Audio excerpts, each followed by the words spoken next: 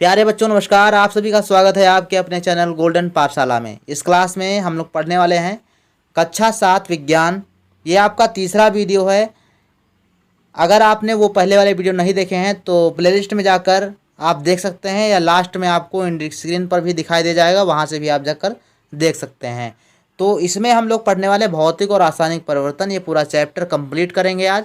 जितने भी आपके क्वेश्चन बनने वाले हैं वो हम कंप्लीट करेंगे, और कुछ और जीव विज्ञान के भी क्वेश्चंस आपके पढ़ने वाले हैं। तो बने रहिए वीडियो में और शुरू करते हैं। पहला पॉइंट देखो आपका दिया गया है भौतिक परिवर्तन। इसमें आपके क्या गुण होते हैं भौतिक परिवर्तन के, इससे क्वेश्चन बनता है, और उदाहरण से तो 100% एक क्वेश्चन इसमें से बनेगा। ठीक, तो भौतिक परिवर्तन के पहले गुण देख लेते हैं। क्या होता है कि पदार्थ के भौतिक गुण जैसे आकार, रंग, अवस्था आदि में परिवर्तन होता है।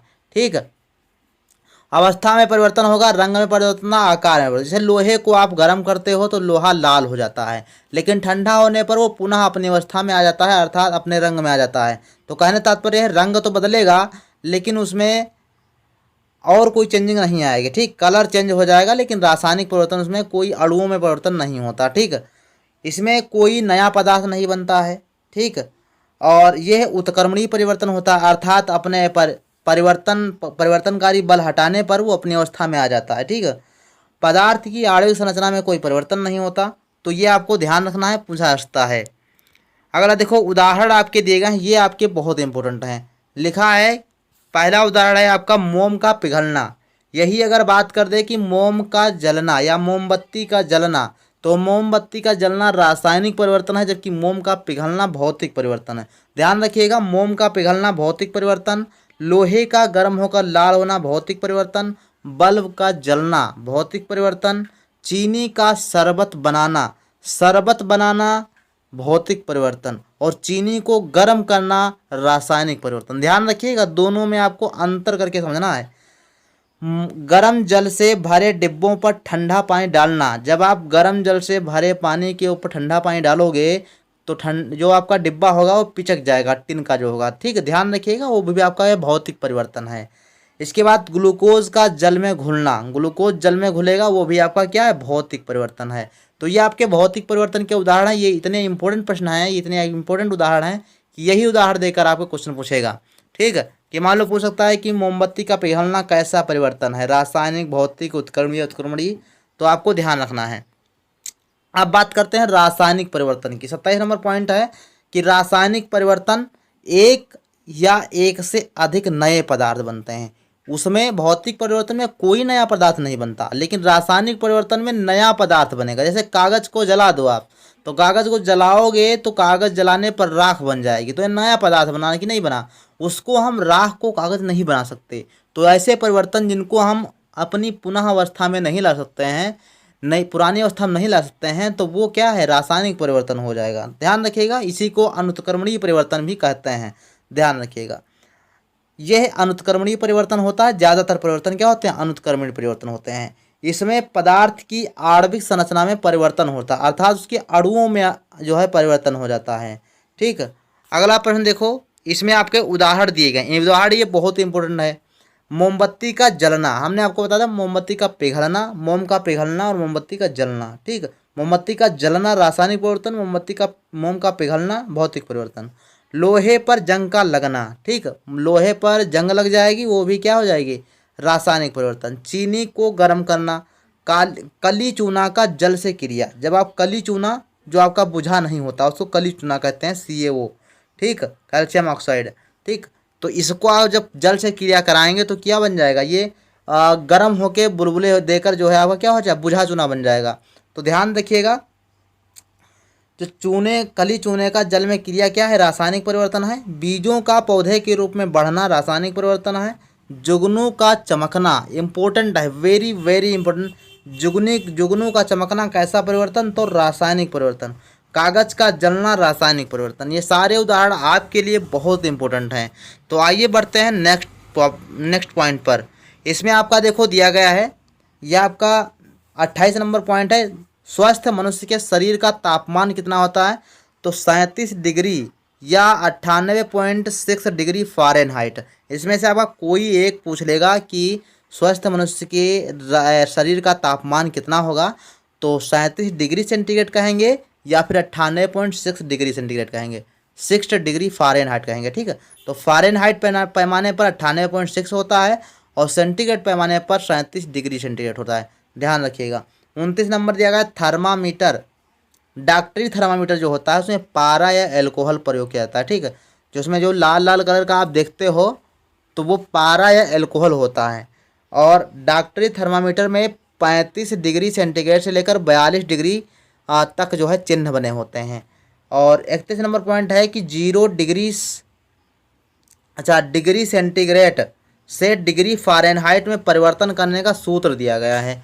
यानी कोई राशि आपकी या कोई तापमान आपका डिग्री सेंटीग्रेड में दिया गया है और डिग्री फ़ारेनहाइट में उसको बदलना है, तो उसके लिए ये आप सूत्र लगाइए, तो यहाँ से आपको बदल पाएंगे। ठीक है, इम्पोर्टेंट है आपको। 32 नंबर देखो, 1 कैलोरी 4.18 जूल के बराबर होता है। ठीक, 1 कैलोरी बराबर कितना होता है? 4.18 जूल के बराबर होता है। क्या? जूल के बराबर, ध्यान रखिएगा। 1 कैलोरी 4.18 जूल के बराबर होता है। 33 नंबर क्वेश्चन है कि ऊष्मा स्थानांतरण की विधियां कौन कौन सी हैं? ऊष्मा का स्थानांतरण, इससे आपका क्वेश्चन बना हुआ है। ठीक, ध्यान रखिएगा। ऊष्मा स्थानांतरण, ऊष्मा एक स्थान से दूसरे स्थान तक कैसे पहुंचती है। ठीक, तो पहुंचने का, स्थानांतरण करने का क्या विधि होती है? इसमें देखो, पहला चालन विधि। क्या होती है? चालन विधि। लोहे की छड़ का गर्म होना, ध्यान रखिएगा, लोहे की छड़ का गर्म होना चालन द्वारा होता है। यानी ठोसों में जो है लिखा है, ठोस पदार्थों में ऊष्मा का संचरण चालन विधि से होता है। जो ठोस पदार्थ होते हैं वो उसमें ऊष्मा का संचरण चालन विधि से होगा। वही दूसरा बात करेंगे, संवहन। जल का गर्म होना संवहन विधि से होता है, ध्यान रखिएगा। द्रव पदार्थों में ऊष्मा का संचरण। ठीक, द्रव पदार्थों में ऊष्मा का संचरण संवहन द्वारा, ठोस पदार्थों में ऊष्मा का संचरण चालन विधि द्वारा। तो इम्पोर्टेंट है आपका। अगला देखो, विकिरण।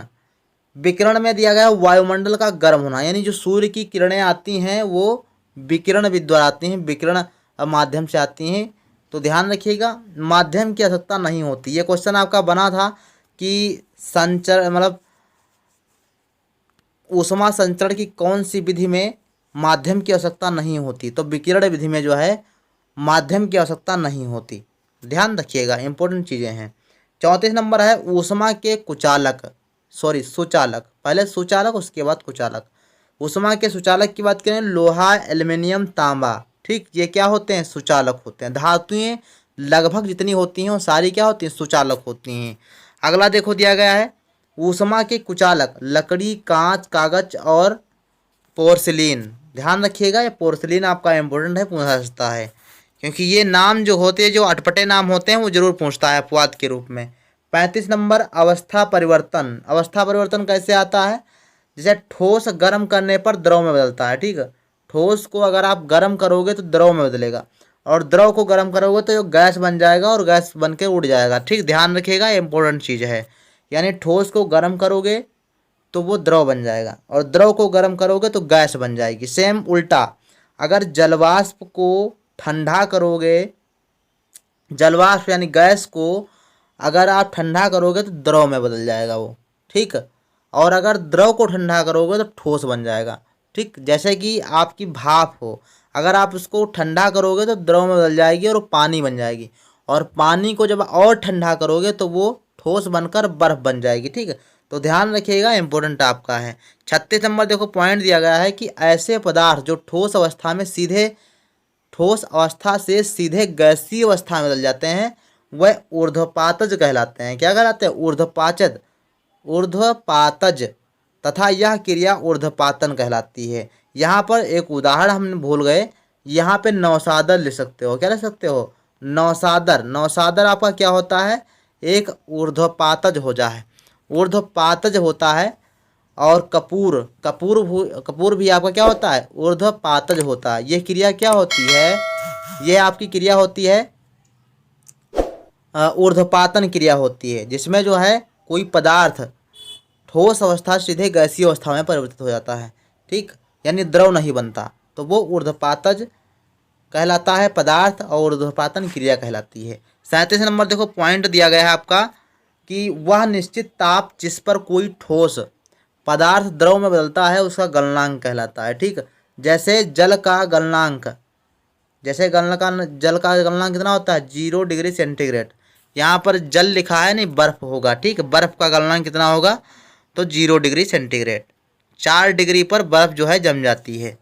अगला देखो दिया गया, वह निश्चित ताप जिस पर कोई द्रव उबलता है या गैसीय अवस्था में बदल जाता है तो उसका क्वथनांक कहलाता है। जल का क्वथनांक 100 डिग्री सेंटीग्रेड होता है।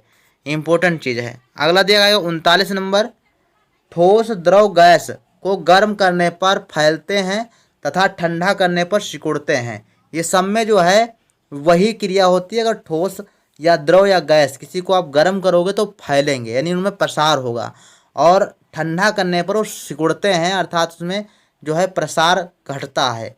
40 नंबर पॉइंट है, ऊष्मीय ऊर्जा का मात्रक जूल होता है और ताप का एसआई मात्रक केल्विन होता है, और पारा ऊष्मा का सुचालक होता है। ये कन्फ्यूजन रहता है कि पारा सुचालक है कि कुचालक है, तो हमने आपके लिए पॉइंट ही बना दिया कि पारा क्या होता है, सुचालक होता है, ध्यान रखिएगा। और पारा ये क्या धातु है जो सामान्य ताप पर द्रव अवस्था में पाई जाती है। अगला प्रश्न आपका दिया गया है, ये आपका बायोलॉजी का है, तो ये पोर्शन आपको हम कल पढ़ाएंगे। ये इम्पोर्टेंट है, ध्यान रखिएगा। ये सारा आपको पढ़ना है, जितना भी आपका जो है हमने पीडीएफ बनाई है, ये इंपॉर्टेंट सारी इंपॉर्टेंट है। बायोलॉजी के आपके कुल मिला के 13 से 14 प्रश्न आते हैं और इम्पोर्टेंट भी हैं। तो बायोलॉजी का प्रश्न आपको जरूर से जरूर पढ़ना है। ये इंपॉर्टेंट आपके प्रश्न है। तो मिलते हैं नेक्स्ट वीडियो में, तब तक के लिए धन्यवाद।